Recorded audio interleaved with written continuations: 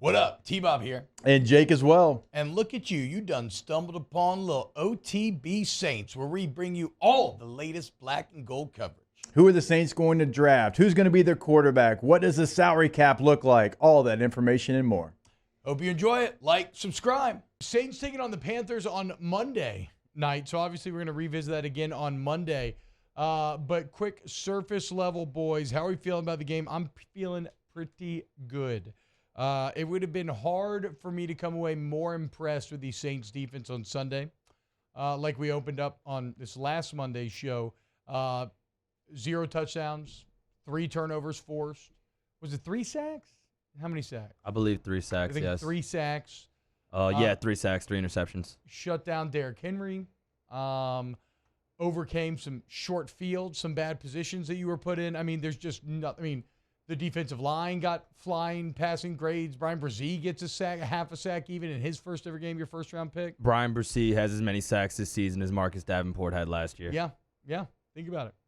And so what I'm getting at is, Jake, you tell me, okay, all of that, and then you're going to take that defense against Bryce Young, who looked a bit overmatched in game number 1 against the Falcons. Now being at home and in game 2, you expect the first overall pick to get better. But that feels like a Panthers team that is just in full rebuild. So your defense should be a significant advantage over Bryce Young. And then even your quarterback, if we're just going quarterback on quarterback, Derek Carr should be a significant advantage over Bryce Young at this point in his career. Yeah, I don't know that they're like in a rebuild, like in their mind, because they went and signed Miles Sanders and Hayden Hurst and DJ Chark and Adam Thielen. Like they've made some moves. I just think they are the first point that you made. They're a team that has a rookie quarterback. Yeah. That's out there for the first time, and he looked like a quarterback that was out there for the first time. And he threw 2 interceptions. He completed 20 passes, but only for 146 yards.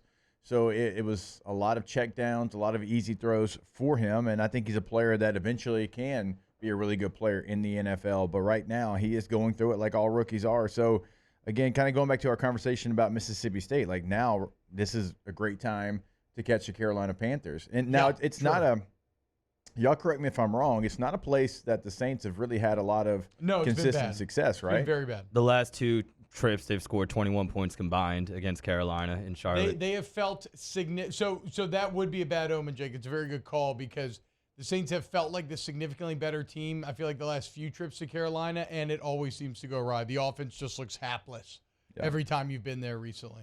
Yeah, They did run the football pretty well, though. Carolina did. Miles Sanders had 18 for 72. Hubbard had 9 for 60. They had 4.8 yards per carry on 32 carries as a team against the Falcons last week. And so how much of that do they try to do again? They threw the ball 38 times, and they were behind in the fourth quarter. It was a close game, though. I mean, I think Atlanta scored 14 in the fourth quarter to kind of pull away, but 38 times, and you didn't have a lot of success, but you ran the football 32 times, and you had some success. You have veteran running backs. Like, how much will they lean back on that and try to take some off Bryce Young's plate? Wasn't that the thing? Like, you got to get off to a fast start because, like you said, like Miles Sanders, he's their guy. I mean, they got him. They paid him. They gave him a lot of carries in week 1. If you can get off to a fast start offensively, like you want Bryce Young throwing the ball 30 times in this game. Yeah, for sure. I would say this, after watching Demario Davis seemingly take some of Derrick Henry's early success personal last week and then just go on the warpath against Derrick Henry, like I'll take them to shut down Miles Sanders and the Panthers. I feel good about it defensively. Offensively, I want to see how the offensive line bounces back because Carolina had 4 sacks last week. Yeah. And they have, who's on their D-line? I actually don't know. Brian Burns, Derek Brown. Derek Brown, Auburn? Shy Tuttle. Yeah. Okay. Oh, Shy Tuttle, that's right. Jeremy Chin certainly is a player that will line up everywhere on all 3 levels. So they've got some guys that will get after the quarterback. And an older Justin Houston, but he's there too. Wow, Justin Houston still plays in the NFL. Damn. He's on the Panthers. He had that man was in the league when I was in the league. Yeah, I remember playing preseason against him. 2 tackles last week. Gosh. Shout out Justin Houston. He had 2 tests. He's playing. Wow. Yeah, so the Saints got to block a lot better. That's a decent front 7 they have over there. J.C. Horn is out. I think that's significant. JC, he hurt his hamstring. He's out for a significant amount of time. Yes, C.J. Henderson has been painfully average since he came in the NFL as a first-round pick. That can be big for the Saints. The Saints' weapons will win the battle. It's the questions of if the offensive line can hold up. Here's what Derek Carr had some interesting perspective, I thought, Jake, on the offensive line that we're going to get you here in a second. All right, here's what Derek Carr said about how he approaches kind of managing the game with the guys up front. We got another really good front here, so my mindset has always, Coach Gruden always told me, he was like, look, I don't care whatever happens in front of you, relatively, you just try and find a way, your best way to try and move the ball down the field. And, sometimes he would help me. Sometimes I understand there's nothing you can do, but just keep that mindset and that mentality that you're always going to try and move the ball no matter what happens. But my mindset, no matter what, like if I get hit, don't get hit, whatever, like I'm just playing football and I'm always just trying to move the ball. And I try and keep that mindset to where I don't even care. It's going great. It's not, that's okay, but my confidence level is always high in our guys, especially with the talent we have in that room and the things I've seen them do all offseason. Hell yeah, dude. How can you not love that sort of relentless positivity? Were they doing that in the middle of airline? No, I think they were actually at the New Orleans airport when that was. What? Okay, everybody calm down. Where's the clip He wasn't mic? mic'd Wait, up. what are we doing That was here? recorded on a cell phone. We probably could have found better audio quality. That's fair.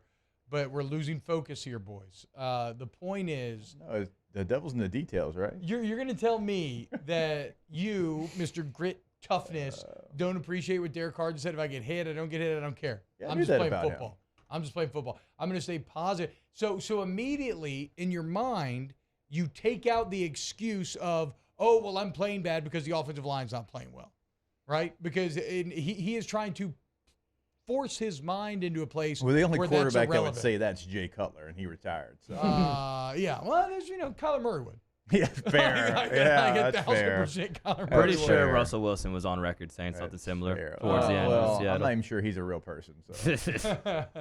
Russell Incorporated. No, so I mean, look, I love that attitude from Carr. And if I'm an lineman, not that this is going to matter if you just suck and you're getting beat, but that makes me want to go even harder for that guy, right? That makes you want to do even better for that guy to not let him down because he has such relentless, optimistic belief in you. He seems like an incredible teammate that already has the ear of the team, which is great. Yeah. It's exactly what the team needed. And again, like I know how critical I was of him and to what he can do and what he could bring to the Saints and how far they can go. And like I want to be so wrong. I want to be here, and so far, he's proved me wrong. And I think it's only going to continue to grow if they protect him just a little bit better. Yeah. Just protect him a little bit better. And you saw some of the things that the Saints saw and gave him all that money, and they got to do a better job because even a veteran quarterback, the last thing you want is for him to expect you to lose. Because I have seen even the best quarterbacks in the league, if they have a problem and they expect your guy to lose, then they're not themselves because they're trying to make up for you losing.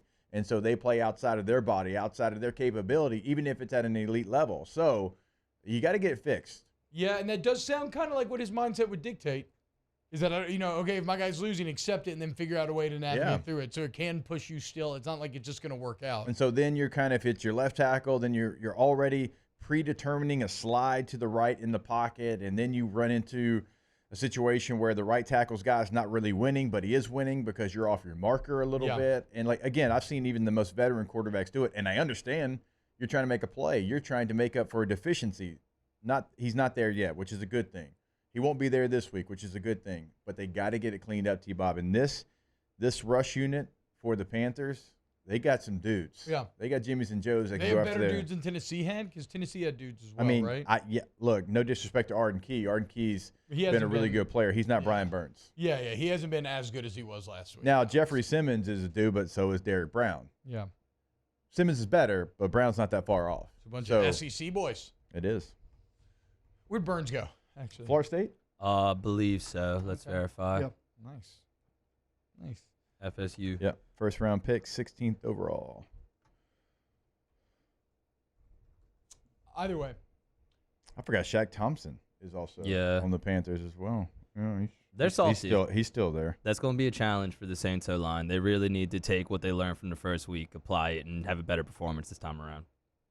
And they should. I mean, they should, right? I mean, you have an obvious weakness exposed on. It wasn't just Penning either. Like, there was a lot of misses if you watch the tape. Like, really, Ryan Ramczyk is the only guy that you could say played well. I think he's the only one that graded out well. If we looked up the grades, I'm pretty sure that he was top of the heap. I'll look it up. Wow, just amazing black and gold takes right there, Jake. I don't think I've ever heard any takes that are better than the two guys that just gave you that take. And you can keep getting them by going ahead and liking, subscribing, ringing the bell to get notifications when we post. Have a great day. We'll see you on the next OTB Saints.